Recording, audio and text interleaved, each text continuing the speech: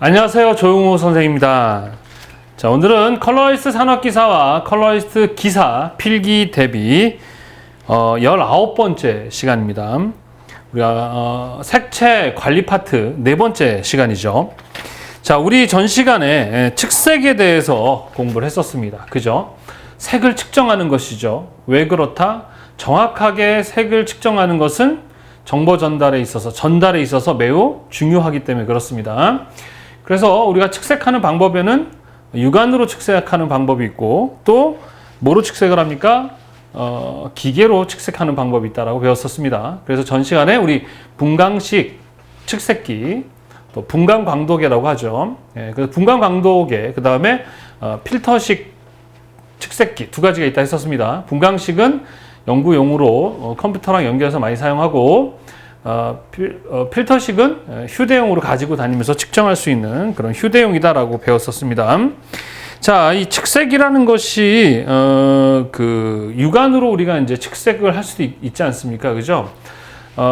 나중에 이제 여러분들이 실기 시험을 이제 준비할 때 색을 우리가 이제 조색을 합니다. 그리고 나서 검색을 하거나 이렇게 이제 보죠. 실제 측색을 합니다. 그럴 때 여러 가지의 어떤 환경적 요인에 의해서 그것이 똑같은 색을 똑같이 A와 B라는 사람이 같이 보더라도 다르게 보일 수가 있어요. 우리 학생이 앉았던 자리에서 조색을 한 다음에 가끔 선생님이 가져와서 검사 맡겠다고 들고 나오거든요. 근데 학생이 했던 자리와 선생님에서 왔던 자리가 달라 보여요. 그래서 학생 아까 저기서 맡았는데 여기서 또 틀려 보이네요. 그래요. 왜 그러냐 그러면 그 사람이 이제 특별히 중요한 것이 이 색이라는 것은 우리 빛의 반사잖아요. 그죠? 빛의 반사에 의해서. 그러니까 빛의 색이란 말입니다. 빛이 물질에 반사돼서 그 빛에 의한 색이기 때문에 그 어떠한 빛이냐, 물론 그 외에도 다양한 조건에 따라서 달라지지만 제일 영향을 많이 받는 것은 바로 어떤 빛이냐라는 것이죠. 또 빛이라는 게 빛에 또 색이 있잖아요. 그죠? 빛의 색이 있기 때문에 어떤 빛에 의해서 조명되느냐에 따라서 또 관측을 하는 우리가 이렇게 바라보는 높이, 위치, 방향, 각도에 따라서도 달라 보이게 됩니다. 그래서 선생님이 조색을 했던 걸 측정해서 전달해서 실제로 재현을 했을 때 다 동일하게 똑같이 작업을 할 수 있느냐? 어렵다. 왜? 내가 있었던 환경과 동일하지 않으면 어떻게 해요? 오차가 발생할 수밖에 없다. 그러니까 어떻게 해야 된다? 다 동일한 어떤 조건에서 관측하고 조명하고 하는 걸 규정을 정해야 되겠죠. 그게 뭐다? 바로 표준입니다. 무슨 말인지 아시겠죠? 자, 그래서 빛의 그 조명에 대한 광원에 대해서도 마찬가지 표준을 정한 것을 우리는 표준 광원이라고 합니다. 그리고 조색하거나 측색할 때도 정해져 있는 어떤 표준을 이용해서 측색하고 조색을 해야 되는데 그 모든 것들을 다 뭘 정해놨다? 표준을 정해놨다. 이렇게 보시면 되겠습니다. 자, 그래서 일단은 측색을 하는 데 있어서 기본을 정한 곳이 어디냐? 자, CI 국제조명위원회라고 배웠었죠. 그죠? 거기서 어떤 빛, 조명과 어떤 측색 조건에 대해서 기본적인 조건을 표준을 정했습니다. 자, 요것도 예전에는 좀 많이 나왔는데 최근에는 너무 쉬워서 잘 안 나오고 좀 어려운 문제로 대체가 됐지만 어쨌든 그래도 가끔 이제 많이 출연했었던 문제라서 잘 이해하고 있으시면 좋겠습니다. 자, 기본적으로 CI에서 규정한 기본적으로 조명 방향, 그러니까 빛을 쏘는 방향과 그 빛에 반사된 그것을 관측하는 관측 방향 두 가지를 통해서 어떻게 합니까? 이제 그 조건을 정했어요.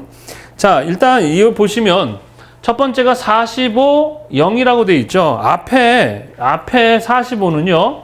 45 해놓고 0이라고 했는데 앞에 있는 것은 조명의 방향입니다. 조명 각도. 빛이 들어오는 각도를 이야기하는 게 45도다라는 얘기고요. 뒤에 여기 있는 것은 뭐냐? 관측 방향입니다. 뭐라고요? 관측 방향. 관측 방향. 그래서 빛이 몇 도로 들어온다는 얘기입니까? 45도로 들어온다라는 얘기입니다. 그림이 좀 바뀌었네. 자, 이것은 0, 45가 돼야 되고요. 이것은 45에 0이 돼야죠. 선생님이 그림을 잘못 넣었습니다. 죄송합니다. 여하튼 45에 0이다. 빛이 몇 도로 들어온다? 45도로 빛이 들어오고 반사된 빛을 몇 도에서 90도, 0도면은 이제 0도, 90도에서 뭐 하는 거죠? 관측하는 방식입니다. 그래서 실제로 우리가 조색할 때도 보통 빛이 우리는 이제 어떤 직사광선이 아니거든요. 어쨌든 확산광입니다. 전체 빛이 이렇게 가득 차 있는 그 분산광이죠. 그 빛이 들어오는 방향은 여럿인데 보통은 이제 우리 시험 볼 때는 이렇게 직각에서 빛을 많이 관측을 합니다. 이렇게 직각으로. 자, 그래서 사실 이렇게 보고 이렇게 보면 빛이 이렇게 들어오는 방향에 따라서 색이 막 달라 보이기도 하거든요. 그래서 일단은 규칙은 45도로 들어오든 뭐 어느 방향이든 45도 들어오면 몇 도로? 90도로 관측하는 방법. 그래서 45, 0 방법이 있습니다. 아셨죠?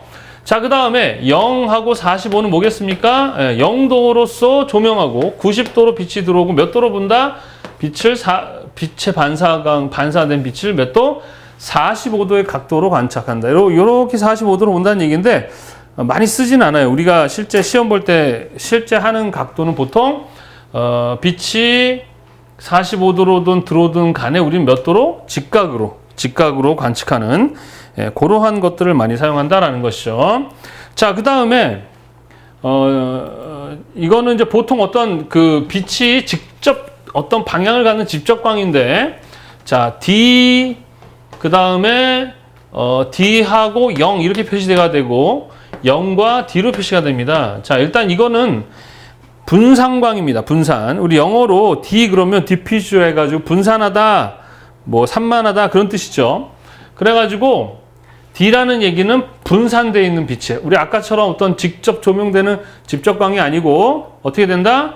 분산된 광. 그래서 이거를 이제 보통 어디에서 하느냐 그러면은 우리 이 동그라미, 우리 전 시간에 배웠던 뭐였죠? 동그라미 빛을 측정하는 기구 뭐예요? 적분구라고 했었죠.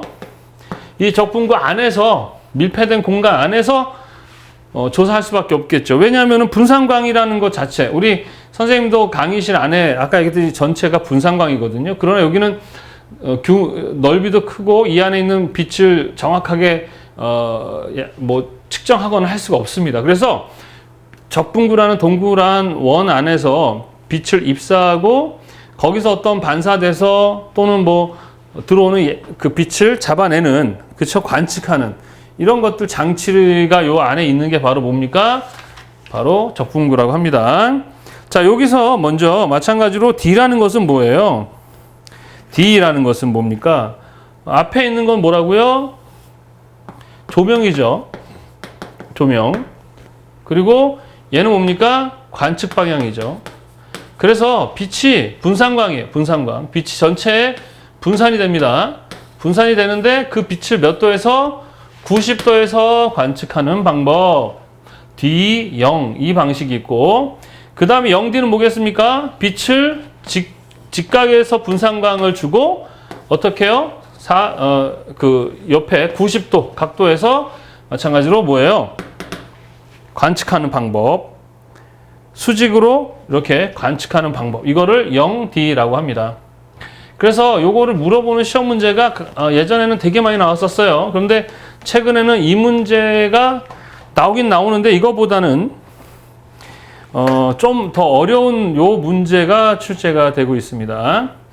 자, 우리나라에서도 마찬가지. 아까 얘기했던 건 CI에서 국제조명위원회에서 기본적으로 이런 식의 측색 원리와 조건으로 해라라고 정해놨는데, 뭐 그걸 가지고 우리나라에서나 뭐 그대로 쓸 수 있지만은 좀 더 구체적으로 이렇게 반사 물체의 측정 방법이라고 해서 KSA, 우리나라 표준을 정하는 곳이죠. KSA 0066에서 아까랑 비슷하게 이런 식의 반사 물체를 측정하는 방법에 대해서 규정을 해놓고 있습니다. 그래서 최근에는 이런 식의 문제가 출제되고 있어요. 아, 선생님 되게 많네요. 그죠? 자, 그런데 반사 물체만 있는 게 아니죠. 투과 물체도 있어요. 투과되는 물체. 자, 그 투과 물체를 어떻게 측정하는가 하는 측정 방법도 있습니다. 이것도 어디에 나와 있느냐? 그러면 KSA 0066에 있습니다. 그런데 투과 물체 측정 방법은 거의 지금까지 한 번도 출제된 적이 없어요. 자, 일단은 여러분들이 기사 보시는 분들은 교재 나와 있는 것들을 보고 그냥 한 번씩 읽어보고 눈에 익혀 놓으시면 될 것 같아요. 자, 일단은 시험 문제에 요즘에 이제 많이 출제되는 게 바로 반사 물체. 아까 앞에 것은 CI에서 정해놓은 어떠한 관측과 조명하는 방식이라면 이것은 우리나라 어디? 이거 KSA 0066이라고 해서 이거는 물체 색의 측정 방법에 대해서 표준을 정해놓은 우리나라 표준입니다. 요것도 기억해 두시고 요것도 기억해 두셔야 합니다. 최근에 색채 관리에서는 KS와 관련한 그 안에 나와 있는 규정들에 대한 시험 문제들이 많이 출제가 되고 있어요. 계속 말씀드리지만 색채 관리가 되게 범위가 커요. 범위가. 그런데 보통 문제가 20문제면 어떻다? 좀 개괄적인 문제들이 많이 출제가 돼야 되는데 그 개괄적인 게 아니고 KS 안에 그 많은 것 중에 어떠한 부분의 수치를 물어본다든가 이런 미시적인 문제들이 나오다 보니까 좀 어렵게 느끼는 거지. 이런 게 나온다는 것이죠. 자, 그래서 이 부분을 우리가 이제 대충 이해를 하시는데, 자, 우리가 이게 분광 광도계라고 우리 전 시간 분광 측색기 배웠었죠, 그죠? 분광 광도계가 뭐 우리만 쓰는 건 아니에요. 우리가 이제 색의 어떠한 색을 측정하는 것으로 쓰기도 하지만 어떤 물체를 분석하거나 할 때도 쓴다 했었죠.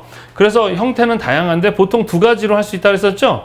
하나는 분광 광도계 안에 이제 뭐 여기 앞에 이런 형태는 다양한데 요 안에 적분구라는 게 있어가지고 여기 물체색을 요 앞에다 놓고 여기서 빛을 쏴서 반사된 값을 가지고 이렇게 막 알아내는 그 장치도 있고 요 안에 셀이라는 걸 넣어서 요 빛을 투과시켜가지고 하는 방식도 있다고 했었죠, 그죠?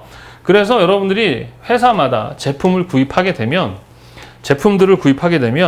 그 제품들이 사양을 막 설명을 합니다. 거기서 이제 이 조명하고 조명 및 수광의 기하학적 조건이라는 게 뭐냐? 조명하고 빛을 쏘고 수광, 빛을 받아내서 측정한다는 얘기죠. 그거 하는 기하학 조건은 이 제품은 뭐 DI8, 그 다음에 뭐 DE8 이런 식의 표시를 해놔요. 제품마다. 예, 그래서 요 표준 측정 방식 중에 우리는 이 방식을 이용해서 반사 물체를 측정한다.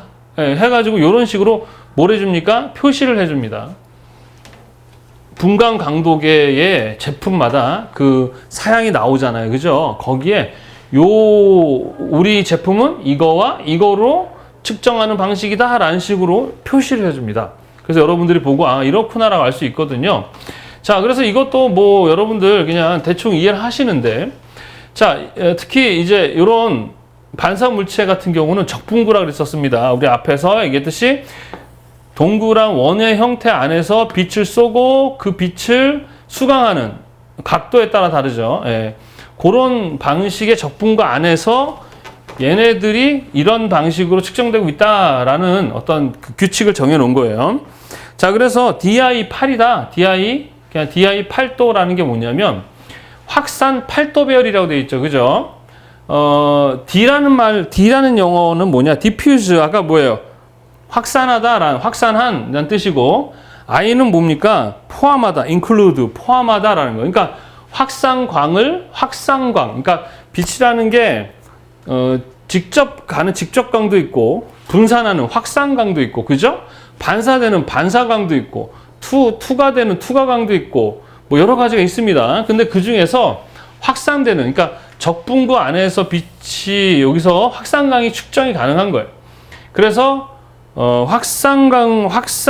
확산광과 그 다음에 빛이 들어오면 그대로 반사되는 정반사라는 게 뭡니까?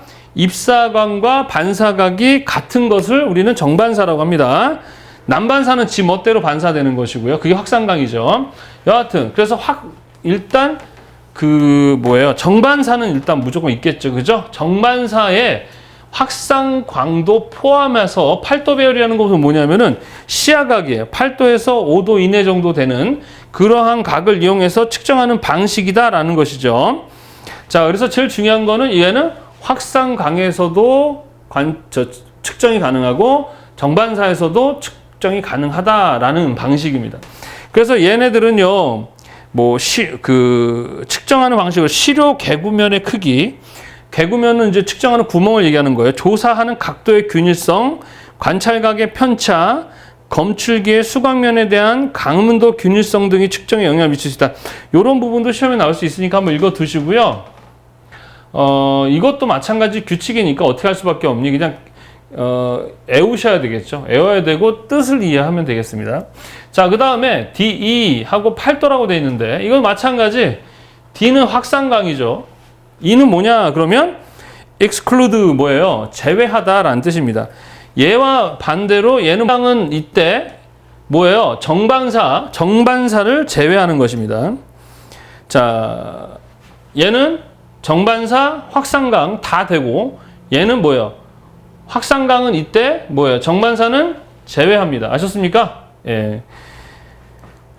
그래서 그 미광이나 위치 편차가 측정에 영향을 미칠 수 있다. 이런 부분들보다는 그냥 얘는 확산광과 정반사 두 가지가 다 측정이 가능하고, 그러니까 조명 그 상황에서 얘는 확산광은 이때 뭘 제외한 겁니까? 정반사를 제외한 그러한 측정 방식이 바로 DE8이다라고 하는 거예요. 자, 그 다음에 8도 DI라고 되어 있습니다. 8도 DI는 뭐랑 똑같은 거냐? DI 8도랑 동일합니다. DI 8도랑 동일하되 다른 게 뭐냐? 그 빛의 광해의 진행 방향이 다르다라는 것이죠. 얘와 얘의 빛의 진행 방향이 반대다라는 뜻입니다. 그 다음에 8도 D는 뭐냐? 얘도 마찬가지 뭐예요? 얘도 정반사를 제외합니다. 똑같죠? 뭐와 똑같습니까? 얘랑 똑같죠. 얘랑 마찬가지로 뭡니까? 빛의 광의 진행 방향이 반대광이다. 이렇게 아시면 되겠습니다. 자, 다시 한번.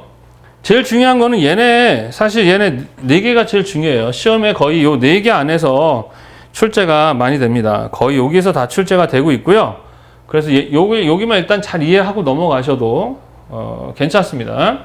자, DI 8도는 D 분산광이 그 다음에 정반사가 포함되는데 8도에서 5도 이내에서 시야각을 갖는 그런 측정 방식이고, E는 뭐예요? 정반사를 없죠. 확산광만 있고 똑같습니다. 그 다음에 얘는 뭡니까? 얘와 동일한 측정 방식인데 빛의 광의 방향이 다르다. 얘는 얘와 같은데 빛의 방향이 다르다. 이렇게 이해를 하시면 되겠습니다. 자, 그래서 시험 문제는 얘네 넷이 제일 많이 출제가 됩니다. 자, 선생님 이거 뭐예요? 라면은 그냥 규칙이에요. 앞에서도 우리 45도로 빛을 주고 0도로 측정하고 0도로 빛을 주고 45 이런 식으로 규칙입니다. 그래서 하나의 뭐예요? 규칙이니까 그냥 여러분들이 그렇구나 라고 하면 되는 거지, 이걸 막 되게 복잡하게 생각하거나 하지 마시고요. 이것도 마찬가지 그냥 키워드, 아주 중요한 키워드 위주로 암기를 하시고 이해를 하시면 됩니다. 얘는 뭐라고요? 확산광, 그 다음에 정반사, 뭐한다? 다 포함한 거. 얘는 똑같대, 뭐예요? 정반사를 제거한 거. 무슨 말인지 아시겠죠? 그 다음에 얘는 얘랑 같은데 뭐 한 거예요? 광의 방향이 반대인 거. 얘도 얘랑 같은데 광의 방향이 다른 거. 이거예요. 그래서 얘네 둘만 이해하면 얘네 둘은 같은데 빛의 방향만 다르다. 이렇게 이해하시면 되겠죠. 자, 그 다음 중요한 게 얘네 둘인데, D라는 것은 확산광인데 여기서 얘만 좀 이해를 하시면 돼요. 얘가 정반사를 제거하되 완전하게 제거했다. 완전 제거. 요 시험 문제가 많이 출제됩니다. 정반사를 완전 제거했다. 요거를 또 물어보는 시험 문제가 많이 출제가 됩니다. 그 다음에 얘네 넷은 뭐 그닥 어려운 건 아니에요. 일단 얘 45도 A하고 0을 암기를 해 두신 다음에 요 세 개는 얘를 바탕으로 해서 다르게 하는 것이에요. 얘는 똑같대. 뭐만? 빛의 방향만 다르다. 이렇게 보시면 되겠고, 얘는 원주상의 한 점만 측정한다 라고 보시면 되겠고, 얘는 얘의 빛의 반대 방향이다 라고 생각하시면 됩니다. 얘를 기준으로 해서 얘는 이거의 빛의 반대. 자, 그 다음에 얘는 이것의 원주점의 한 점만 측정한다. 얘는 이거의 빛의 반대 방향. 이렇게만 이해하시고 넘어가시면 됩니다. 제일 중요한 건 요 네 개가 중요하고, 이거는 규칙입니다. 선생님 이거 복잡하고 어려워요. 아니, 그냥 별로 이렇게 또 이제 신경 많이 안 쓰셔도 돼요. 그냥 이렇게 정해놓은 이런 측정 방법을 통해서 측정하되, 뭐 제품에 따라서 아까도 얘기했지만 다 표시가 돼 있어요. 우리 이런 거, 그럼 확산광, 분산광 이런 여러 가지의 빛의 어떤 측정 방식이 있구나, 이거 가능하구나, 이 정도만 알면 되는 겁니다. 자, 그래서 이렇게 돼 있고, 그 다음에 이제 투과 물체에 대한 측정 방법에 대해서 있습니다. 이거는 KSA 어디 0066에 그렇게 하라고 되어 있습니다. 아셨죠? 거기에 투과 물체 측정 방식에 대해서도 또 6개가 있어요. 교재에 나와 있는데, 얘는 산업기사는 안 봐도 되고 기사인 분들은 한 번씩 눈에 익혀만 놓고 외워두시면 되겠습니다. 그래서 반사물체 측정 방법은 좀 꽤 많이 나오고 있어요. 예전에 이거 안 나왔었거든요. 그냥 앞에 우리 배웠던 뭐 45형, 045, 뭐 D0, 0D 요 정도 수준에서 출제가 계속 되다가 이 KS00A0066에서 이렇게 반사물체 측정 방법에 대한 규정해 놓은 것을 이렇게 사용합니다. 우리 전 시간에도 배웠었죠. 분광 광도계에 대해서 우리 교재에 보면은 192번 2페이지가 나와 있습니다. 분광 광도계도 마찬가지로 제품마다 측정하는 방식들이 제품마다 어떻다, 다 다르다. 그래서 우리나라에서는 분광 광도계도 측색을 할 때 사용할 분광 광도계는 이런 규칙이 있어요. 그래서 분광 광도계도 보면 우리 교재 나와 있죠. 192페이지에 선생님 팁으로 되어 있습니다. 그래서 유효 파장폭이라든가 측정폭은 유효 파장폭과 그 다음에 측정폭은 5나노미터 또는 10나노미터. 5나노미터는 플러스 마이너스 1, 그 다음에 10나노미터는 플러스 마이너스 2라고 정해져 있어요. 요것도 물어보는 시험 문제에 자주 나온다 했었어요. 이거 잘 기억해 두세요. 유효 파장폭, 측정폭. 알겠죠? 그 다음에 이제 기본적인 파장 범위는 얼마? 380에서 780 나노미터. 우리 가시광선 파장 범위죠. 그 다음에 정확도, 분광 광도계의 정확도. 뭐 다른 말로는 불확도라고 합니다. 정확도는 1나노미터 이내여야 된다라고 되어 있어요. 규정이. 그 다음에 뭐 측정 불확도라 그래서 이거는 0.5% 이내. 측정 정밀도는 0.2% 이내. 그래서 이거 뭐예요? 이거 그냥 규정에 나와 있어요. 이런 문제가 출제가 되고 있어서 책에 선생님이 다 표시를 해놨습니다. 그래서 192페이지 분광 광도계 분광 측색 방법, 거기에 보면 이런 규정들이 되어 있어요.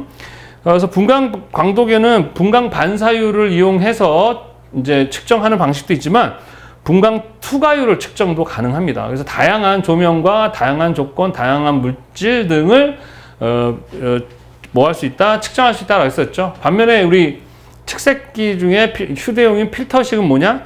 XYZ 3자극치기를 이용한, 그죠? 값을 읽어서 하는 방식인데, 그걸 우리는 3자극치 직독 방법이다라고 얘기를 합니다. 자, 그래서 이 측색 관련한 부분에서는 일단은 이 측색 관련해서 어떻게 조명하고 어떻게 관측하는 기본적인 그런 것과, 그 다음에 분광 광도계 안에 기계 장치의 그 적분과 안에서 어떻게 이런 식으로 정해진, 왜냐하면 그것도 여러 가지가 나올 수 있기 때문에 이런 식으로 규정을 정해놓고 사용을 합니다. 무슨 말인지 아시겠죠? 자, 그 다음에 유관 측색이라는 것은 이제 말 그대로 눈으로 우리가 시각을 이용해서 측색하는 방식인데, 규정, 국가에서 정해놓은, KS에서 정해놓은 규정에 의해서 측색을 합니다. 유관 측색에 관련한 것도 다 정해져 있어요. 그 규정에 의해서 측색도 하고 조색도 하고 검색도 하는데 측색하고 조색하고 검색하는 것은 동일하다. 아셨습니까? 동일한 조건에서 합니다. 그래서 그 동일한 조건을 만들어 놓은 게 뭐냐면 그 표준 라이트 박스라는 게 있습니다. 그래서 그 표준 라이트 박스 안에서 조색을 하고, 왜냐면은 일반적으로 그 표준 관건을 다 만들어서 쓰기도 힘들 뿐더러 내가 했더라도 뭐 측색하고 검색하는 상황이 바뀌면 또 달라질 수 있거든요. 그래서 동일한 어떤 그 표준으로 만들어 놓은 라이트 박스라는 게 있어요. 그거를 나도 갖고 있고 다 갖고 있어서 그 상황에 맞춰 하는 그런 방법도 있다라는 거. 자, 여하튼 간에 그렇고요. 그 다음에 이제 교재 보시게 되면 이제 백색 교정물이라는 게 나옵니다. 백색 교정물. 이게 뭐냐면은요, 우리 측색기 있죠? 측색기나 이런 기계들은 이렇게 시간이 지나면서 뭐가 생길 수 있겠어요? 오류가 발생할 수 있습니다. 여러분들 그 가게에서 파는 그 저울개 있잖아요. 저울개도 매년마다 정해진 날에 1년에 몇 번씩, 뭐 2년 몇 번씩 그 관할 정해진 그 국가기관에 가서 그거 오차를 측정을 해서 맞춰놔야 됩니다. 여러분 그 사업자 등록 내고 이렇게 저울을 쓸 때 저울을 어떻게 할 수 있어요? 이렇게 바꿔가지고 속여서 더 이익을 낼 수 있기 때문에 그런 측정을 하듯이, 마찬가지로 우리 측색기도 마찬가지예요. 측색기도 오류가 발생하고 오차가 시간이 지나면서 기계적 오류에 의해서 발생할 수 있거든요. 그래서 그 오차와 오류를 잡아주는 그러한 장치가 바로 이 백색 교정물 또는 백색 기준물 또는 KS에서는 표준 백색판이라는 말을 씁니다. 하나만 쓰면 좋은데 항상 이렇게 말을 여러 개 써가지고 힘들게 만들죠. 그냥 같은 말이다 라고 생각하시면 됩니다. 뭐 쉽게 선생님도 마찬가지 측색기를 쓰게 되면은 하얀색 판이에요. 하얀색 판인데 개를 놓고 기계를 놓고 찍어서 그 오차를 줄이는 아이템 이제 그 밸런스를 맞춰가지고 줄이는 그런 판이라고 보시면 되겠습니다. 얘도 마찬가지예요. 우리나라의 KSA 0066 여기 우리 물체색의 측정 방식에 대한 측정 방법에 대한 표준을 정한 곳에 가면 표준 백색판은 이런 식의 기준을 가져야 된다라고 정해져 있어요. 그래서 우리 교재에도 여러 내용들이 있는데 일단 제일 중요한 거는 KS에서 정한 대로 하는 게 낫겠죠. 그죠? KS에서. 그래서 일단은 충격, 마찰, 광조사, 온도, 습도의 영향을 받지 않아야 하고 표면이 오염된 경우에는 제거하기 쉬워야 되고, 왜냐면은 우리 측색을 하기 위해서 그 백색 교정물 위에다가 측색을 해놓고 값을 보고 교정을 하는 거거든요. 근데 여기 오염돼 있으면 안 되겠죠. 그죠?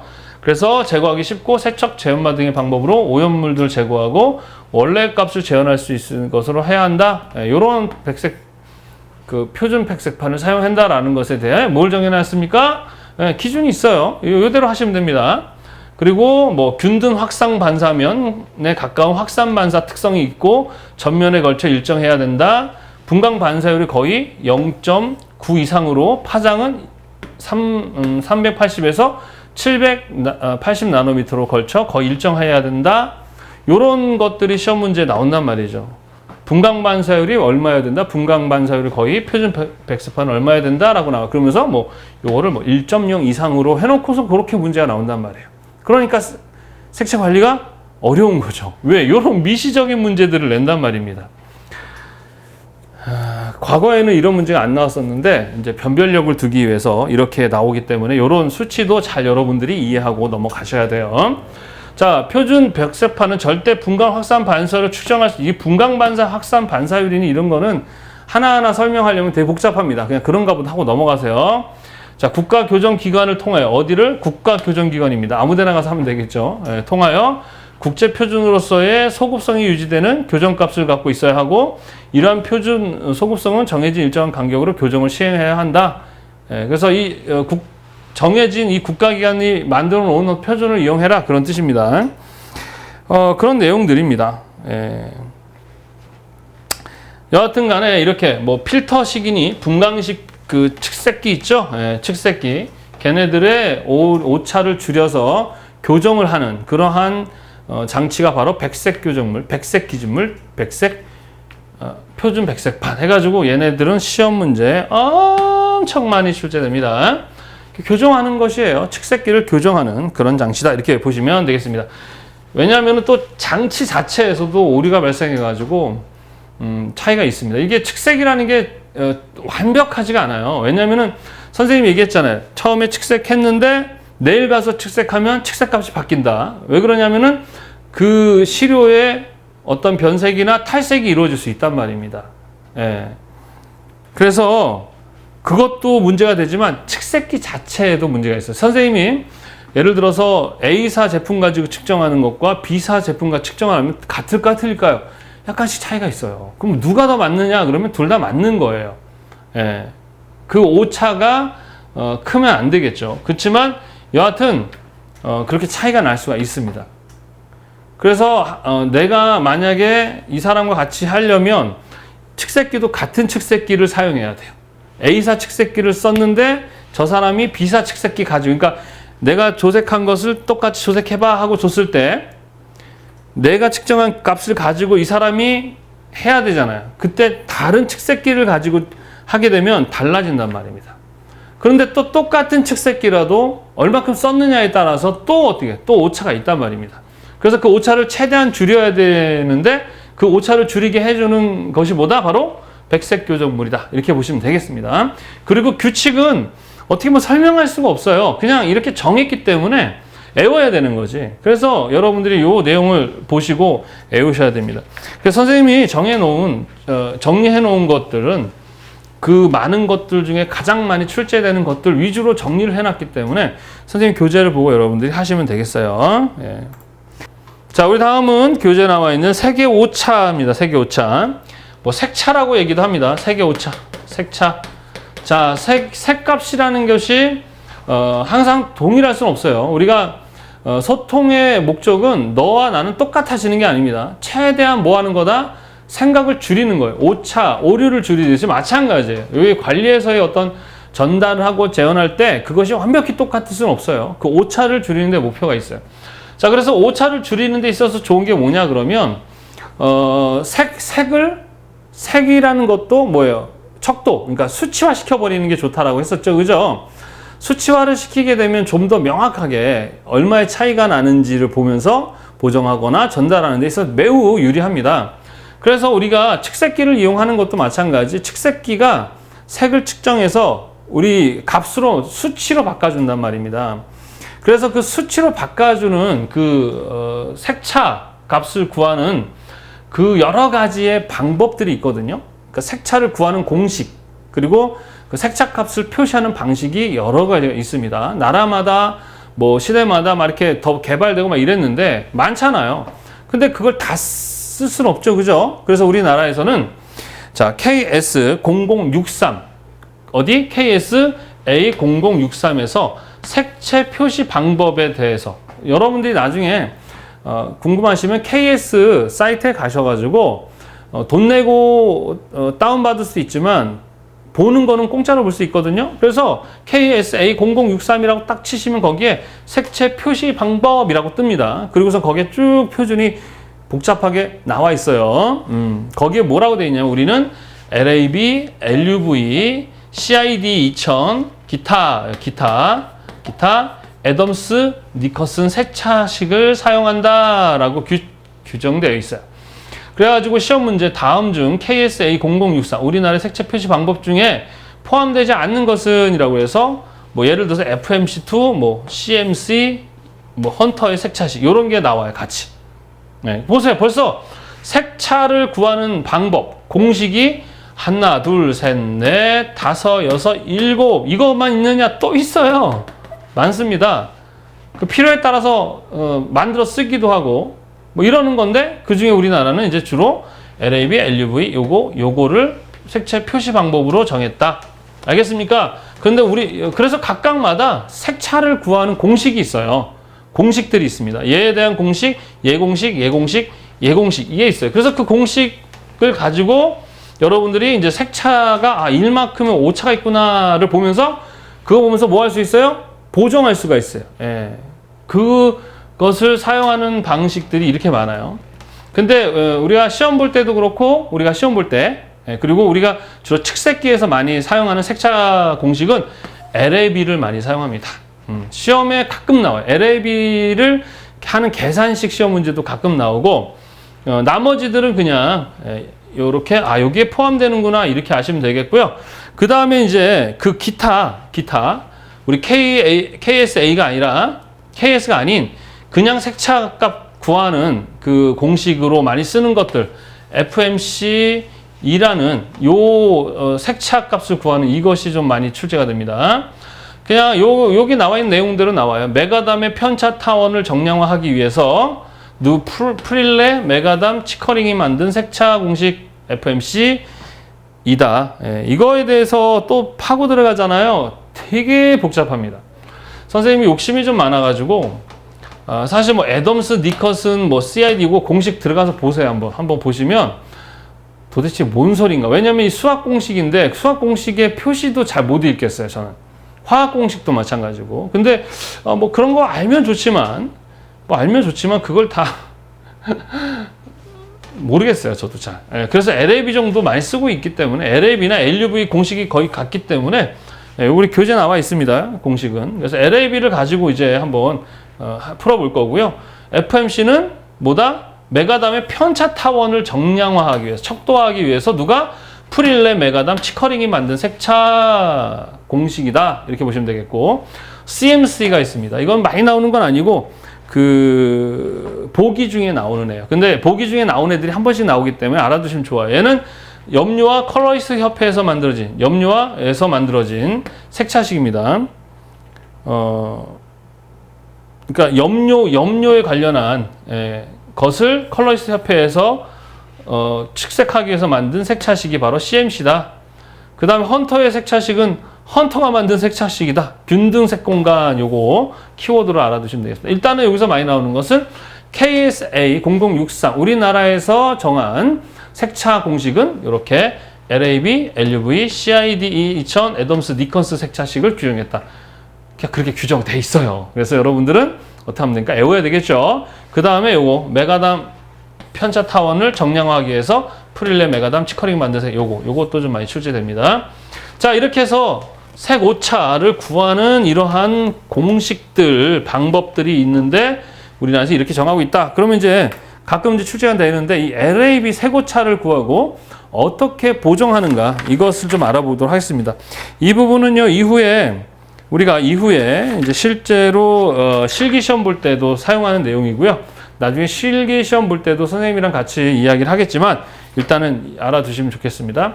자, 여기 이게 공식입니다. 공식인데 여기 보면 델타, E, 스타, A, B 이런 식으로 표시되어 있는데 이거는 차를 나타냅니다. 색차. 요거는 색차.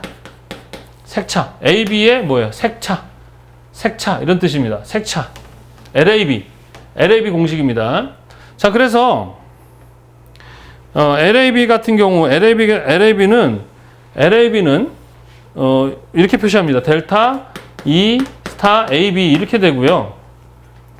LUV는 마찬가지로 델타, E, 스타, UV 이런 식으로 해서 공식이 나와요. 무슨 말인지 아시겠습니까? 그 다음에 CID는 델타, E, 00 이렇게 돼 있고 이러고 이제 공식이 나오고 애덤스 니커스는 델타, E, 스타하고 AN이라고 돼 있습니다. 여기 AN 하고 이렇게. 요거는 어디에 나와 있느냐 그러면 KSA 0063 고 가시면 공식이 나와요. 공식들이 나와 있습니다. 그래서 우리 교재에는 이제 요거랑 요거는 나와 있을 거예요. 그래서 요 두 개는 사실 뭐 시험에도 안 나오지만 많이 쓰지도 않는 색차식이고 복잡합니다. 되게 복잡해요. 그래서 일단 이런 식의 표현이 있다는 거 아시고요. 일단은 LAB 요 색차 공식을 좀 이해할 필요가 있습니다. 자, 어렵지 않아요. 자, 이거 색차 공식은 보세요. 델타 L 스타라고 되어 있는데 이거 뭐냐? L의 색차 값을 구해라라는 뜻입니다. L의 색차 값. 그 다음에 델타 A 스타라는 건 뭐냐? A의 색차 값을 구해라. 델타 B 스타는 뭐예요? 델타 B의 색차 값을 구해라. 그런 뜻입니다. 그리고 나서 나온 것에 뭐 해라? 제곱해라. 얘네들을 뭐 해라? 제곱해라. 그리고 제곱한 애들 다 어떻게 해라? 더해라. 그리고 걔네들을 뭐 해라?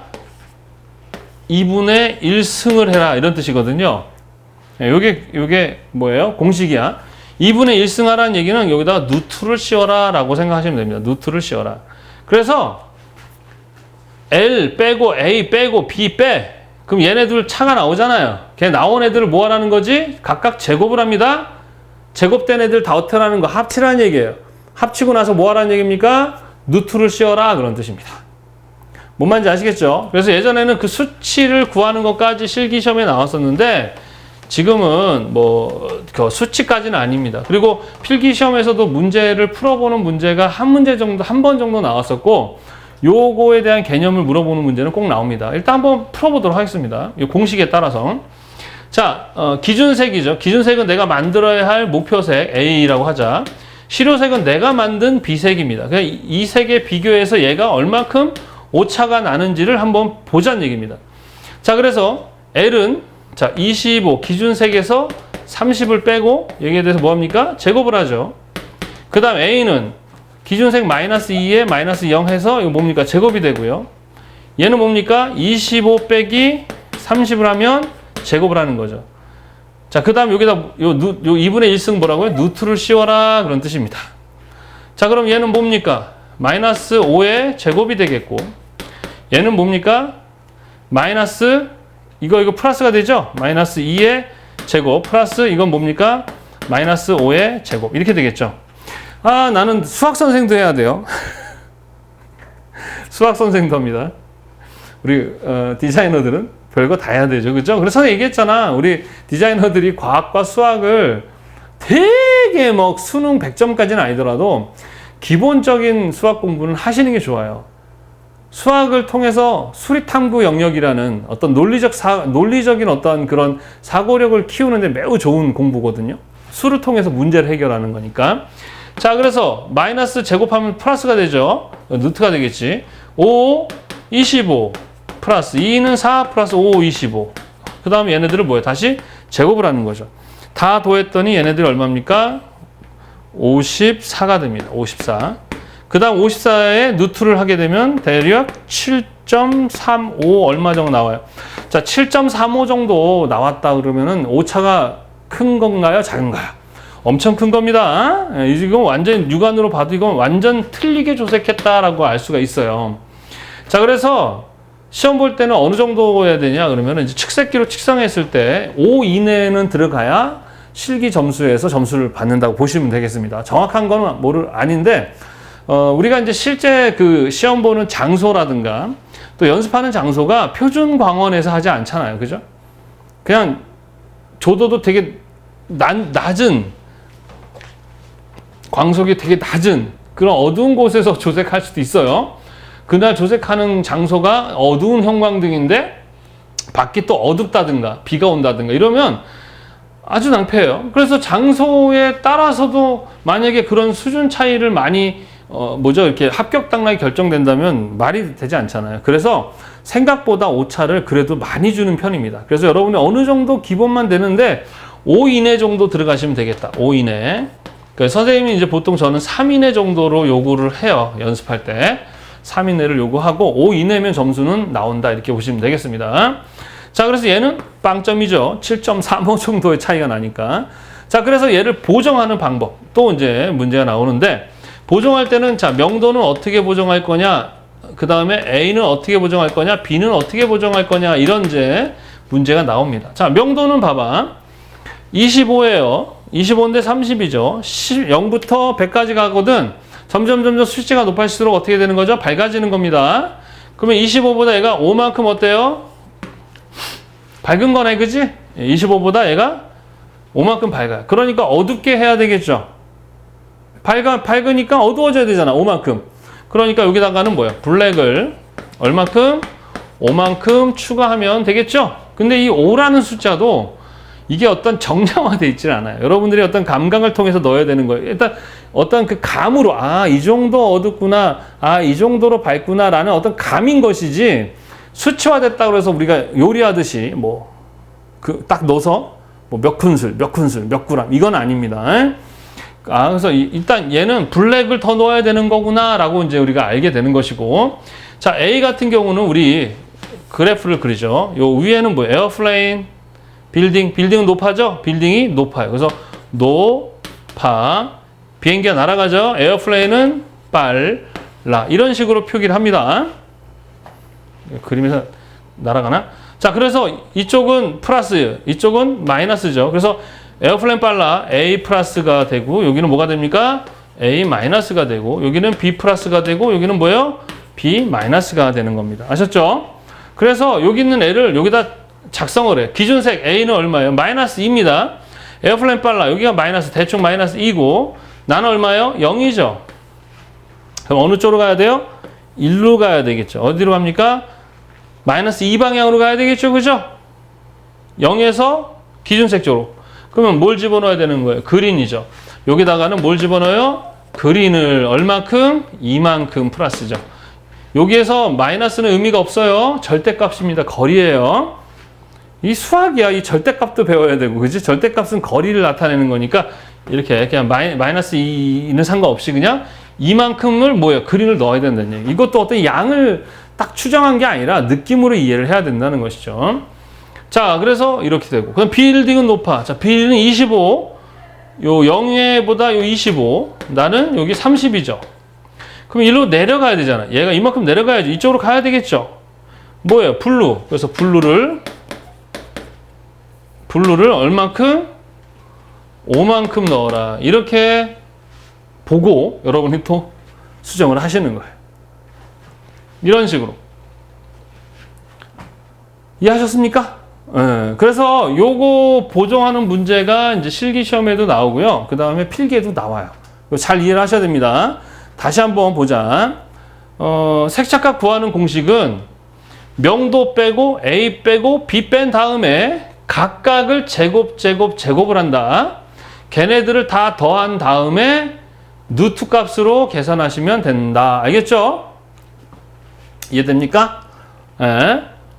그리고 보정하는 방식은 명도는 흰색과 검은색으로 보정하면 돼요. 밝으면 검은색, 어두우면 흰색을 넣어서 보정하면 되고, A는 우리 배웠었죠. 에어플레인은 빨라, 빌딩은 높아. 그래서 이쪽은 플러스, 이쪽은 마이너스로 되어 있는 거예요. 그래서 이렇게 해서 그 방향으로 보내면 됩니다. 그 방향으로 방향에 있는 색을 더해서 보정하면 된다라고 표시해 주시면 되겠어요.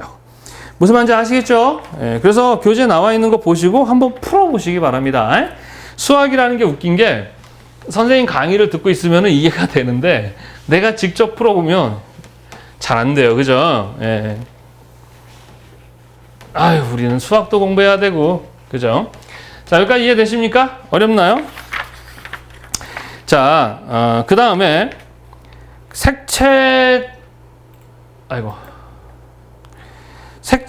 측정 결과에 첨부할 사항이라는 게 있어요. 여기 안 나와 있네. 자, 색채를 이제 측정을 했잖아요. 그죠? 측정을 했으면 그 측정 값을 누군가에게 주겠죠. 그죠? 그러면 그 측정한 값 외에, 그거 외에 더 추가적으로 상대방에게 적어서 전달해야 되는 첨부해야 할 사항이 있습니다. 시험에 아주 매우 많이 출제가 돼요. 저는 여기다가 적었었는데 넣질 않았네요. 199페이지에 보면 나와 있습니다. 자, 색채를 측정하고 나서 그 값과 함께 첨부해야 할 상황은 뭐냐? 자, 첫 번째, 색채 측정 방식입니다. 선생님이 말을 많이 하다 보니까 계속 이렇게 헛말이 나옵니다. 여러분 미워하면 안 돼요. 예. 우리 학생들 중에 이렇게 선생님한테 궁금하거나 또는 도움이 되는 어떤 이야기를 하면 제가 이렇게 다 댓글을 다 보고 답을 드리는데, 가끔 말도 안 되는 거 가지고 이렇게 글을 남기시는 분들이 계세요. 그런 분들은 이제 선생님이 가차없이 차단을 걸어버립니다. 예, 왜냐하면 스트레스 받거든요. 뭐 선생님은 부족하죠. 부족한데 이렇게 막 서로 이렇게 무슨 그런 문제를 싸우고 싶지 않아요. 근데 선생님 발전에 도움되는 조언 같은 거는 아주 잘 받아들이고 개선을 하려고 노력을 해요. 선생님 말이 너무 빨라요 막 이러고, 빠르게 하면 또 너무 늦어요 이러면, 아 그래 천천히 녹음하고 빨리 돌려서 보게 하라 뭐 이런 식으로 선생님이 하는데, 말도 안 되는 이야기들 하시는 분들이 계세요. 그러면 선생님도 짜증이 나고 그래서 싸우기도 싫고 해서 그냥 차단을 겁니다. 그래서 기분 나빠하지 마시고 좋게 했으면 좋겠어요. 자, 그래서 말이 좀 헛나온다고 또 뭐라 할까봐 미리 얘기해 놓은 겁니다.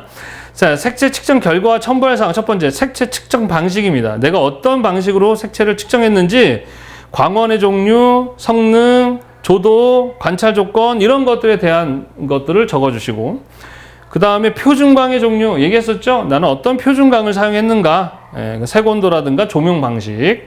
그래서 이제 이후에 배울 거예요. 우리가 색온도라든가 조명 방식, 표준광 요거에 대한 공부를 할 겁니다. 그 다음에 표준 관측자의 시야각인데, 예전에는 2도예요. 2도를 사용했는데 최근에는 이제 10도를 기준으로 해서 사용하고 있다라는 거. 그래서 그거 적어주셔야 돼요. 그 외에 등색 함수의 종류, 조명 및 수광의 기하학적 조건, 그 다음에 3자극치의 계산 방법, 요런 것들을 적어주시는 거예요. 요것도 마찬가지 KSA 0063에 우리나라의 표준에서 이렇게 하라고 되어 있어요. 그래서 하는 겁니다. 아셨죠? 표준은 그냥 하라고 하면 되는 거지, 아, 왜 그렇지? 라고 막 그럴 필요 없습니다. 자, 그 다음에 이제 제일 중요한 게 바로 표준광원입니다. 표준광원. 자, 이제 이 내용은 이제 뭐 여러 분야에서 사용하고 있는데, 특히 우리는 선생님 색만 쓰는 건데 왜 조명을 해요? 라는데, 빛과 색은 뗄래야 뗄 수 없는 관계입니다. 그리고 빛의 색도 있고, 빛에 의해서 물체에 부딪혀서 보여지는 물체색이 있는데, 얘네 둘이 성격도 달라요. 그죠? 빛의 색은 합치면 합쳐서 밝아지고, 물체 색은 합치면 합쳐서 어두워지고, 이러한 특징들을 가지고 있습니다. 그 빛이라는 것에 대한 이해도가 높을수록 뭐 사진 촬영이라든가 영상 뭐 이런 다양한 분야에서도 잘할 수가 있습니다. 자, 그리고 우리는 특히 조색할 때, 특히 조색할 때도 마찬가지, 어떠한 빛의 그러한 뭐 아래서 하느냐에 따라서 엄청 차이가 있어요. 그래서 빛에 대해서도 마찬가지, 뭘 정한다? 표준을 정한다. 그걸 우리는 뭐라고 한다? 표준광원이라고 합니다. 그럼 이 표준광원 안에서도요, 되게 할 게 많습니다. 그리고 표준광원도 이게 딱 정해져서 평생 영원히 그대로 가야 되는데 또 바뀌어요. 그럼 선생님도 그걸 놓쳤다가 교재 나중에 바꿔가지고 문제된 게 뭐냐 그러면, 1931년 국제조명위원회 CI 아시죠? 국제조명위원회에서 정했겠죠. 거기서 표준광원으로 이제 여기서 광원을 정할 때 A, B, C, D, E, F 이런 식으로 알파벳을 통해서 정했거든요. 그런데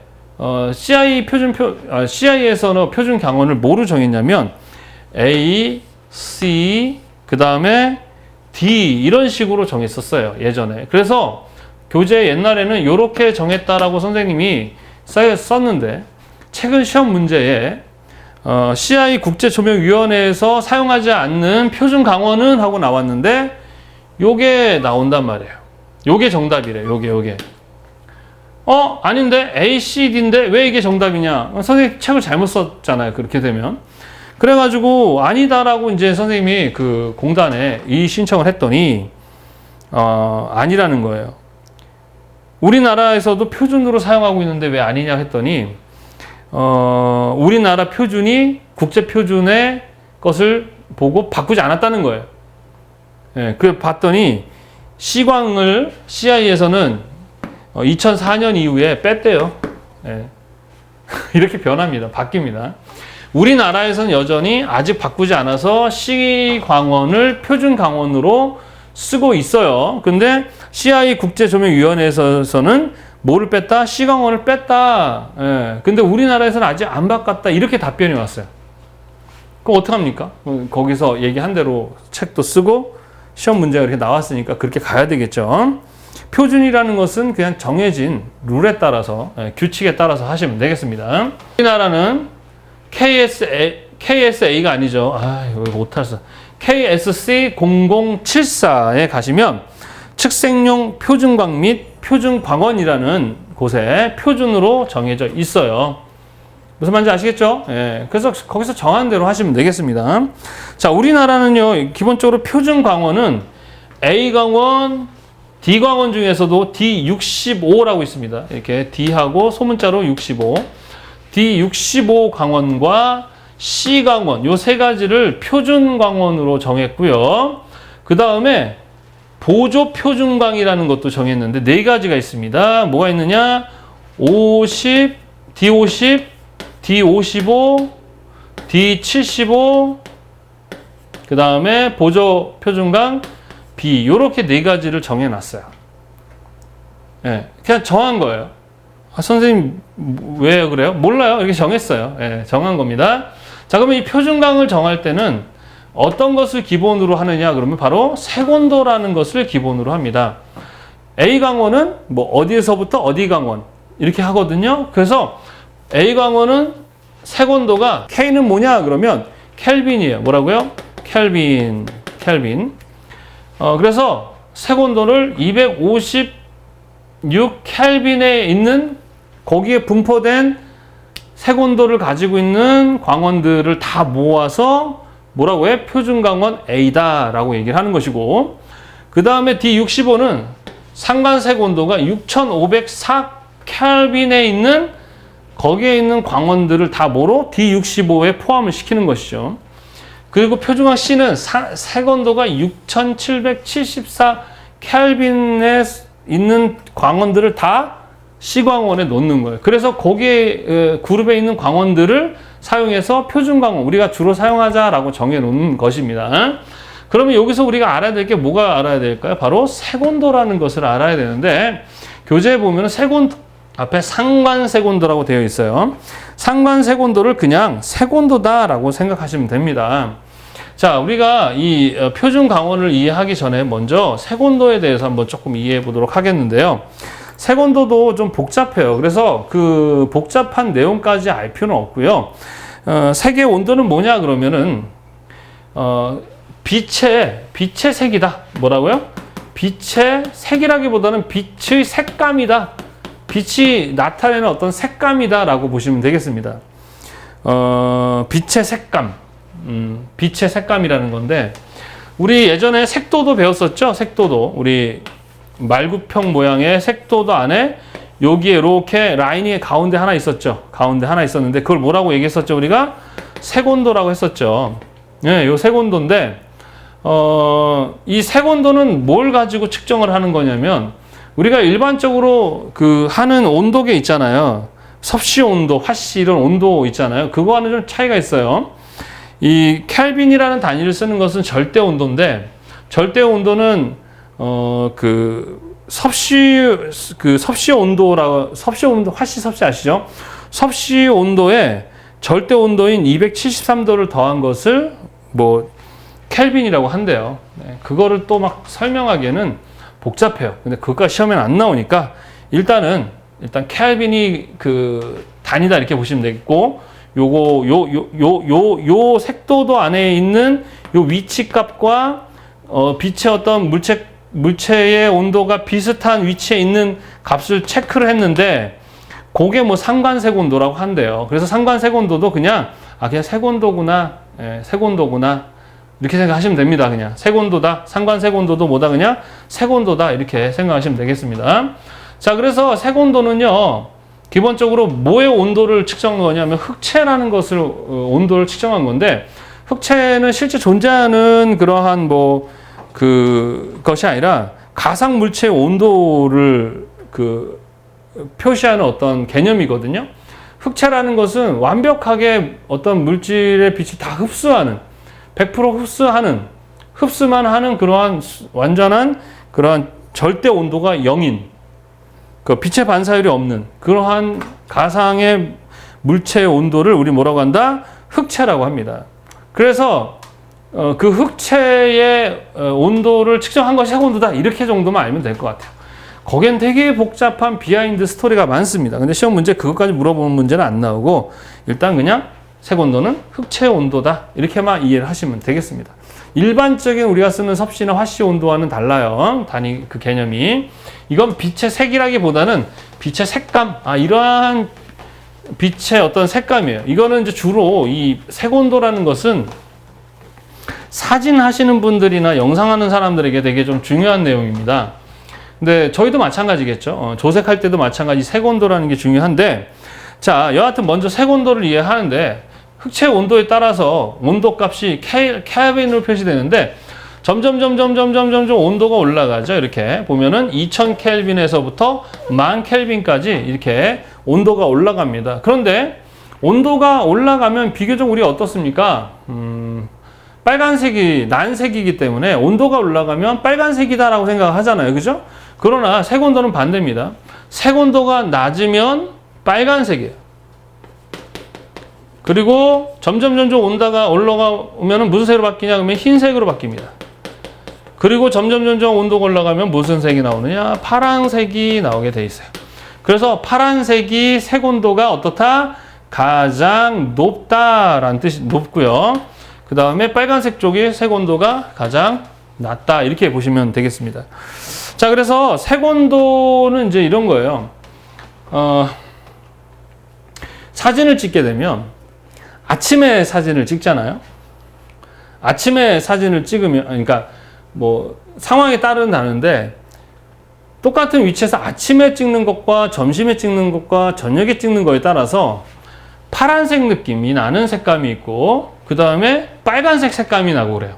왜 그러냐? 그러면 이 색온도 때문에 그런 것입니다. 그 시간대에 따라서 이 색온도가 달라지거든요.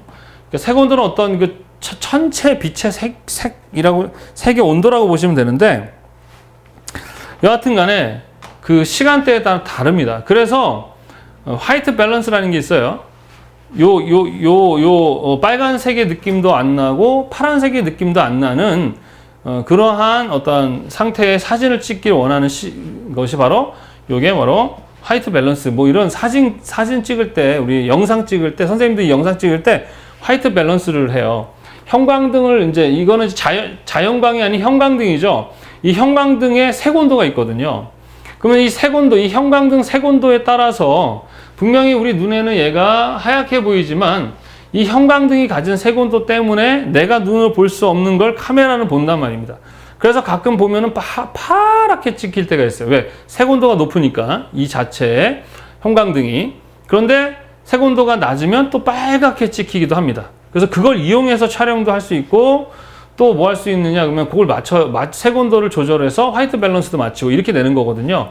그래서 조명마다 빛마다 인공이든 자연광이든 다 그 빛마다 뭘 갖고 있다? 색온도를 갖고 있습니다. 그래서 그 색온도 값을 측정해서 그래서 그것의 그룹들을 A에다 넣고 B에다 넣고 C에다 넣고 이런 식으로 나누게 된 게 바로 표준 광원이다. 이렇게 보시면 되겠습니다. 자, 그래서 여기 보시면 색깔 되게 중요해요. 자, 빨간색, 제일 큰 거는 흰색, 파란색 이런 식으로 색온도가 올라가면서 어떻게 된다? 색은 이렇게 색감을 가진다. 이렇게 보시게 되고 그 다음에 뭐 오렌지, 노란색 이렇게 요거 중간 요거 있긴 하지만 일단 붉은색, 흰색, 파란색. 파란색의 색온도가 어떻다? 가장 높다. 빨간색의 색온도가 가장 낮다. 이렇게 보시면 되겠습니다. 자, 이것까지는 쉬운데 이제 문제가 어려운 게 뭐냐 그러면 이제 이런 거예요. 광원별, 우리 인공광원, 자연광원 있었죠. 광원에는. 그 광원별마다 뭘 갖고 있다? 색온도를 갖고 있다라는 것이에요. 그래서 보통 1600에서 2300 켈빈은 해 뜨기 직전에 색온도를 이야기를 합니다. 그래서 우리 인공광원으로 얘기한다면 백열등 있죠? 백열등이나 촛불의 광색 같은 것이 색온도를 측정해보면 촛불 같은 경우는 한 1900 켈빈 정도가 나옵니다. 요 정도의 색온도를 갖는 애들. 그러니까 노란색 느낌이 나겠죠? 빨간색 느낌이 나겠죠? 그죠? 조금 빨간색 느낌이 나는 애들입니다. 자, 보통은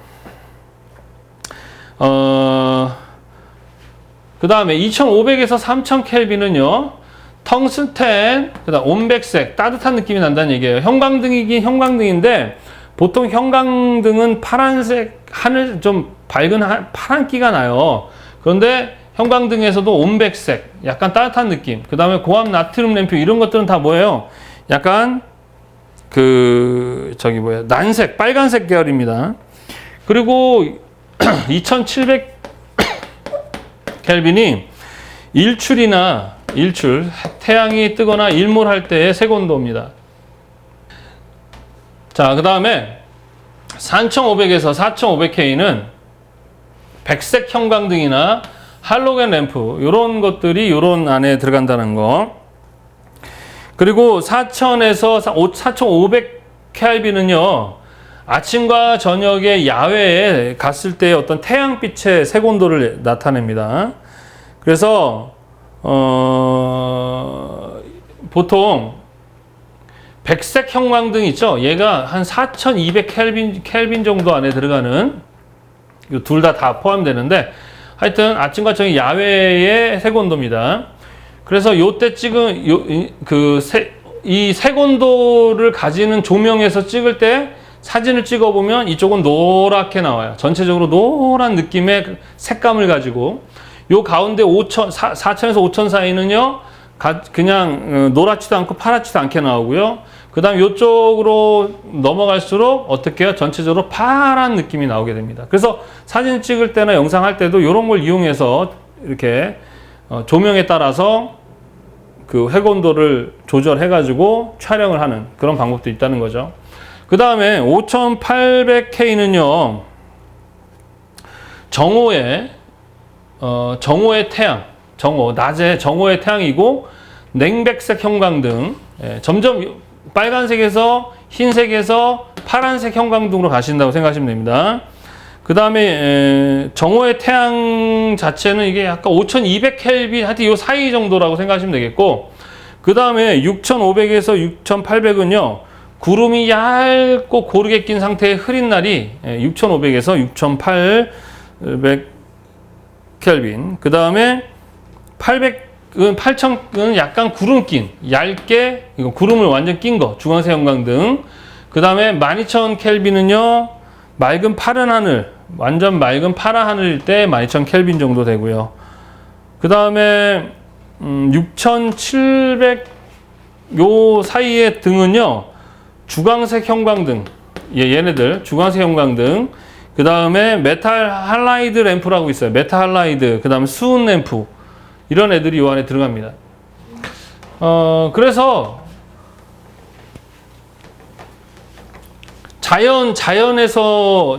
자연에서의 그 상황, 요 해 뜨기 직전이다, 아침 저녁 야외다, 정오의 태양이다, 흐린 날이다, 맑은 날이다. 요거를 물어보는 시험 문제도 나오고요. 그리고 인공광원은 백열등 좀 노란 느낌이 나는 애들은 이쪽 4500 3000 여기. 그 다음에 거의 노란색 빨간 느낌 안 나는 건 요 4500 5000까지. 얘네들이 약간 파란색 느낌이 난다. 이렇게 이해를 하시면 되겠습니다. 그래서 색온도에 따라서 이렇게 자연광원과 인공광원이 가지고 있는 이 색감을 이렇게 색온도를 연결해서 이해를 하셔야 됩니다. 이것도 방법이 없어요. 그냥 애우시되 얘네들의 등 자체가, 그러니까 인공광원 자체는 약간 빨간 느낌이 나오는 애들이 다 색온도가 낮은 애들이고, 파란 느낌이 나는 흰 애들이 약간 색온도 높은 애들입니다. 반대로 자연광원에서는 해 뜨기 직전, 일몰 이럴 때가 이제 요 상태고, 요 4500 요 중간이 정오의 태양이고, 요게 흐린 날이고, 요게 맑은 파란 아주 매우 맑은 파란 하늘일 때가 이 정도구나, 이렇게 구분해서 알아두셔야 하겠습니다. 그래서 우리가 연색성이라는 것도 배웠었죠. 앞에서 연색성이라는 것은 두 가지, 색이 어떻습니까? 같은데 어떤 광원에 따라서 달라 보이는 현상이다 라고 배웠었죠.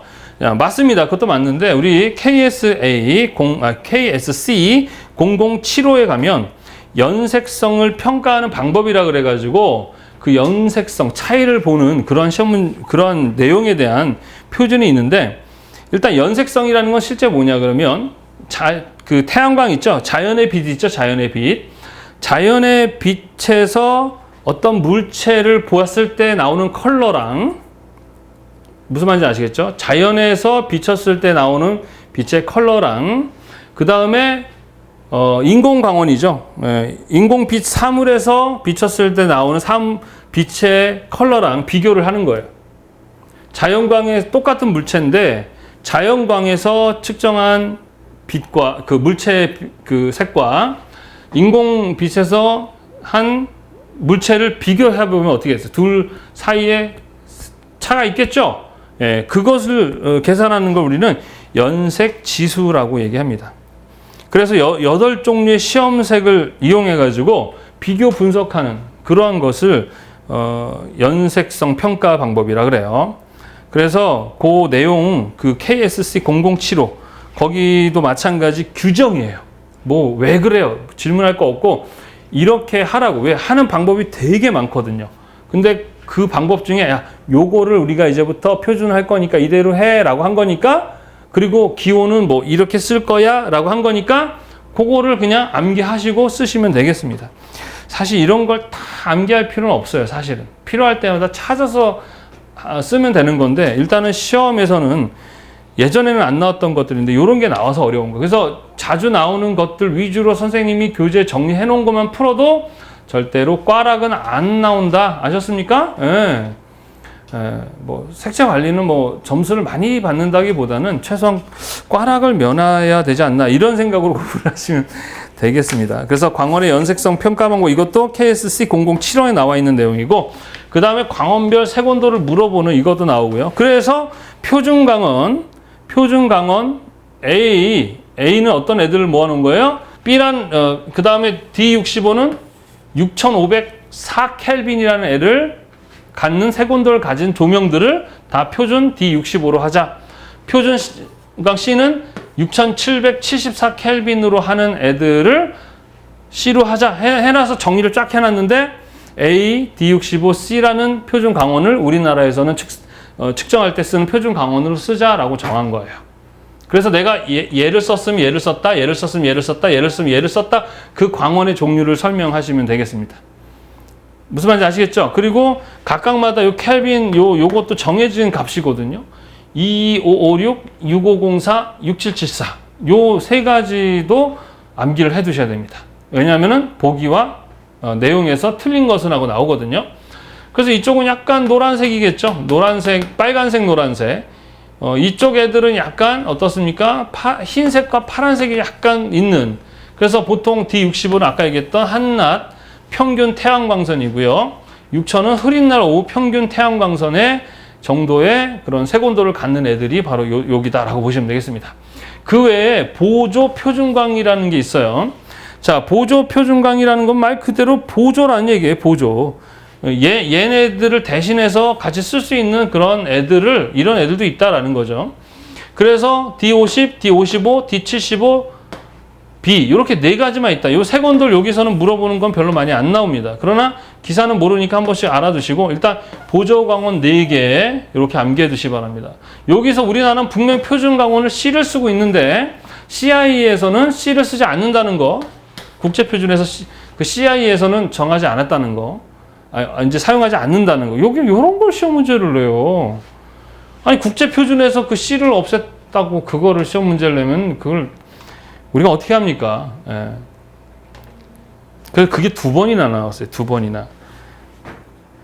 자, 그 다음에 우리 B광원과 F광원도 마찬가지. F는 보통 형광등 있죠? 그 형광등들의 색온도를 가지고 또 뭐 F1부터 해서 F12까지 또 나눠놨습니다.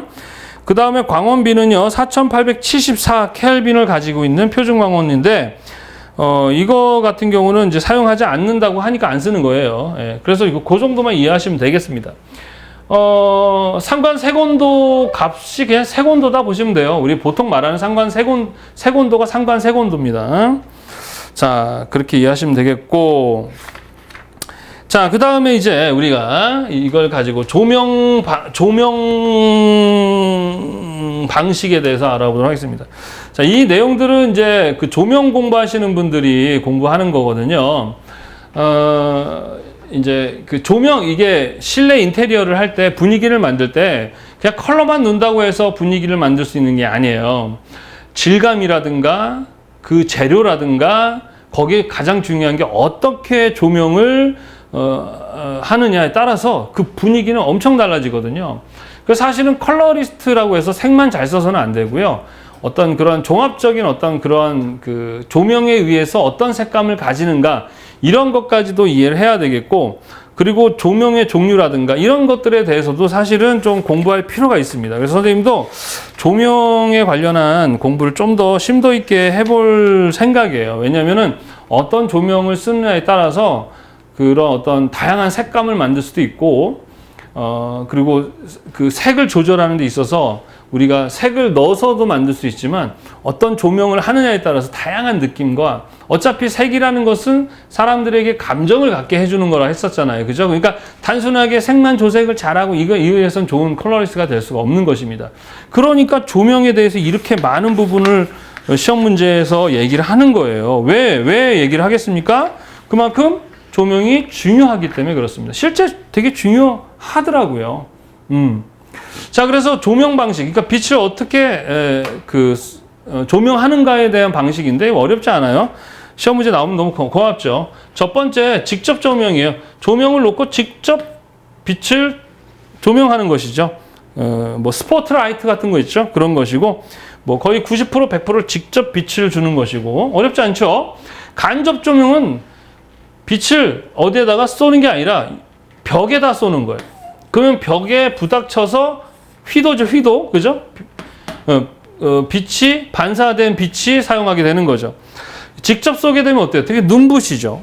그리고 그림자도 강하게 생기죠. 반면에 간접 조명은 어떻습니까? 그림자가 안 생깁니다. 그리고 아주 부드럽고 눈부심도 적고 안정감과 차분한 느낌이 들겠죠. 그래서 그런 상황에서 이렇게 하셔도 됩니다. 이렇게 하겠죠. 우리가 그 조색할 때 이제 실제 연습할 때 대부분은 이제 직접 조명이면서 거의 확산광입니다. 분산광이죠. 네, 분산광인데 직접 조명을 써야 될 때도 있긴 해요. 집에서 여러분들 뭐 큰 의미는 없겠다. 넘어갑시다. 더 복잡해져. 다른 거 설명하면. 그래서 우리 학생들이 선생님 그냥 시험에 관한 것만 얘기해요. 이런 분들이 좀 가끔 계셔서 계속 얘기하고 싶은데, 옛날에 비하면 선생님이 많이 줄인 거야. 막 얘기하다가 3,000% 빠진다는 소리를 많이 하셔가지고요. 그래서 막 하다가 하면 안 돼 이러고 막 멈춰버립니다. 자, 그 다음에 반간접 조명이라는 게 뭐, 일단 간접 조명이죠. 간접 뭐예요? 벽에 쏘는 거예요. 벽에 쏘긴 쏘는데 뒷부분을 투명하게 해가지고 일부분은 이렇게 직접으로 그 통과된 빛이 가게끔 하는 것.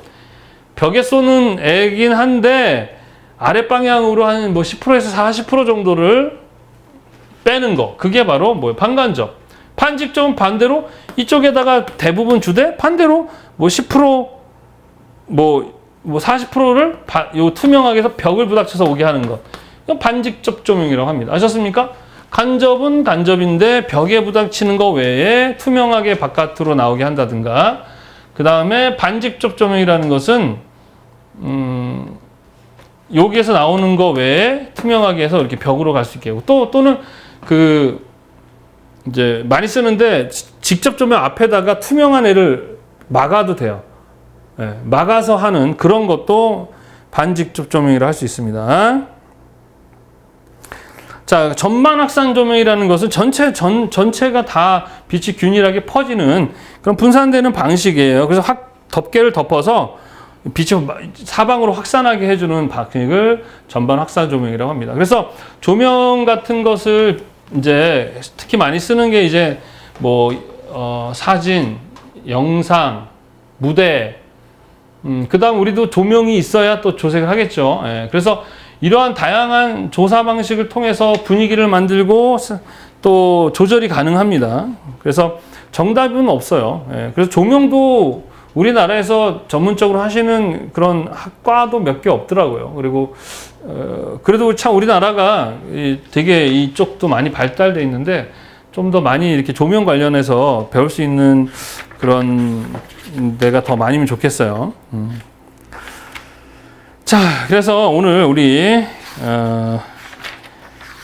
측색에 관련한 측색의 원리와 조건, 그리고 오차값 구하는 색차값, 그 다음에 표준광원, 그리고 색온도, 그리고 조명 방식, 이것에 대해서 공부를 했는데 이 파트는 좀 어렵다고 느낄 수 있어요. 어렵다고 느낄 수 있고, 그 다음에 시험 문제 많이 나오는 여기 시험 문제가 엄청 많이 나옵니다. 오늘 배운 내용에서 한 3문제, 4문제 많게는 출제가 될 수 있어요. 그래서 이 부분을 여러분들이 완벽하게 다 이해를 하기는 어려워요. 왜냐면은 비하인드 스토리가 되게 많습니다. 물론 거기까지 시험 문제가 나온다 그러면 거기까지 나올까요? 뭐 화학식, 뭐 수학식 공식이 너무 복잡하고 그거 하나하나 전문적인 그 조명 용어가 있어요. 제가 못 알아먹는 그런 용어들. 그 다음에 우리 교재 그 KS에서도 상관색 온도,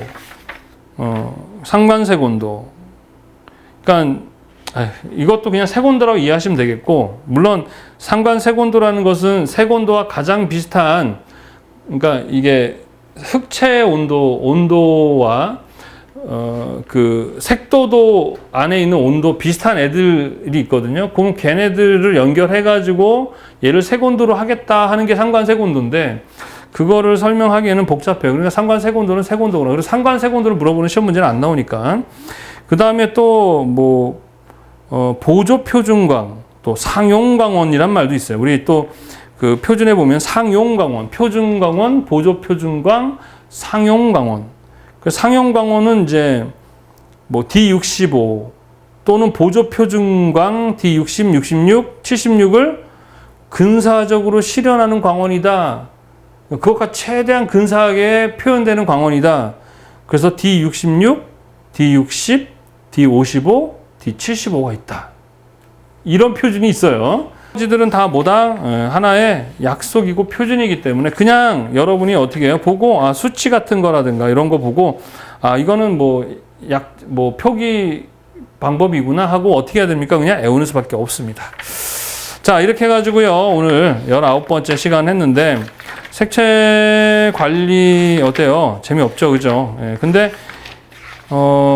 다음 시간 배우는 내용들 디지털 색채 관련한 건데도 예전에는 되게 쉽게 나왔었거든요. 근데 최근에서는 이렇게 지금 선생님이 설명하는 이런 내용들이 막 출제가 되면서 좀 어려워지고 있다고 느낄 수가 있거든요. 자, 이렇게 해가지고요. 오늘 우리 측색에 대한 표준, 그리고 조명, 그리고 표준 광원, 그 다음에 조명 방식, 색온도, 이런 내용들에 대해서 배워봤습니다. 오늘 배운 내용은요, 매우 중요합니다.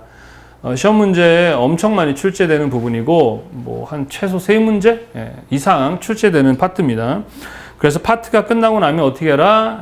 이론서를 좀 읽어보시면서 암기하셔야 되겠습니다. 꼭 암기하시고 넘어가시고, 미루면 안 돼요. 미루면 점점 더 많아지고요. 다음 시간에도 마찬가지 양이 좀 많습니다.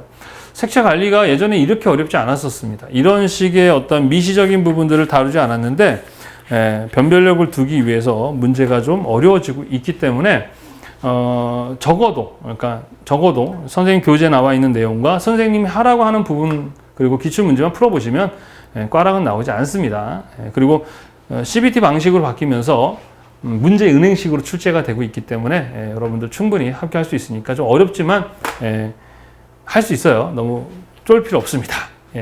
오늘도 너무 재미없는 강의 듣느라 너무 고생 많이 하셨고요. 다음 시간에 우리 더 건강한 모습으로 또 찾아뵙도록 하겠습니다. 자, 수고 많이 하셨습니다. 감사합니다.